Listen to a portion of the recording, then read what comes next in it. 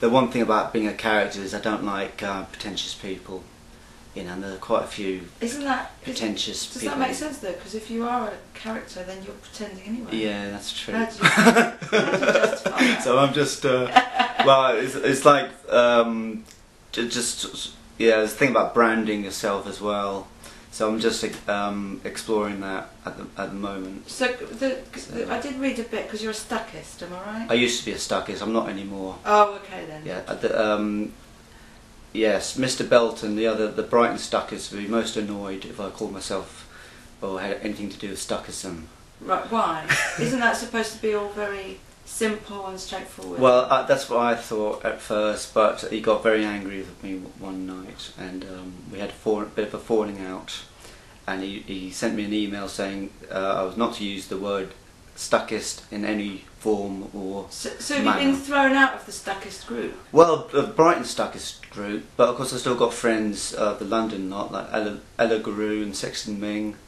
But isn't the whole purpose of the Stuckist movement to be against all this highfalutin? That's what I thought. So aren't you a Stuckist by nature, not by design? I'm a Stuckist by nature. Yeah, so it wouldn't. So whether they want you or not is irrelevant. That's right. That's where it comes. This Excelsior comes in. So I wouldn't be above that. You know, I'm on a different grade.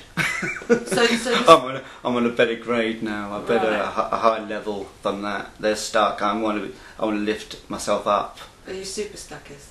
I'm a super Stuckist. Fantastic. We immigrated to Brighton in '71. My father was Scottish. He immigrated to the States in '57 and ended up at Creedmoor, the New York State. Sorry, get this right.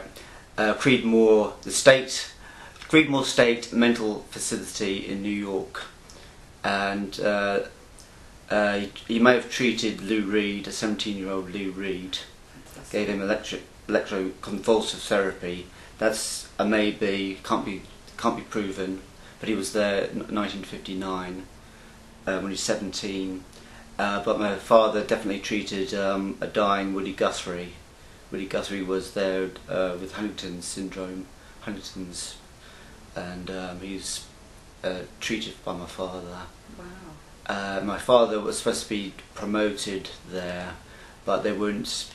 They still didn't like Brits or something. There's some politics, so he got fed up and decided to move back to England, and we ended up in Brighton. Well, do you know why Brighton? Was there No, it's just a pin in the map. Could have been anywhere. What's your studio like? A bit packed, isn't it? It's a bit of a mess. Too small. I've got my mum my mum's my landlady. And she built a deck in the garden. The garden used to be a waste ground. She put new decking. Spent $3 on it, and I just cover it. It's a scrap yard. So I use it when it's sunny like this. Sometimes I do some building outside, so like a third studio. My dad's old office stroke surgery is my studio, and that's just next door to that. So I've got a lot of space now, and I'm just.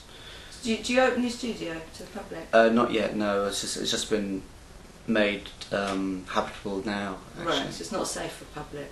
Well, it is safe, but it's just crammed. It's still got carpet and stuff which should have been thrown out yonks ago. But because my mum was I was going to teach my mum painting techniques, but she was supposed to get the skip round, but she never got round to doing it. So I've just taken over. Really, she's back in Florida, so I've just taken over. So do you think she'll mind? Nah. So are you exhibiting at the moment anywhere? I've still got paintings at the Bee's Mouth Gallery. That's a pub. Yes. Isn't it? So yes. then they have work actually all around the pub, is it? Yes, it's all over. I've still got about 10 works, but they're from like 5 years ago, okay. And they're quite small, A4 size. Right in the top upstairs bar, I've paintings of Benny Hill and Charles Hawtrey and Tommy Cooper. And there's one of Tom Waits.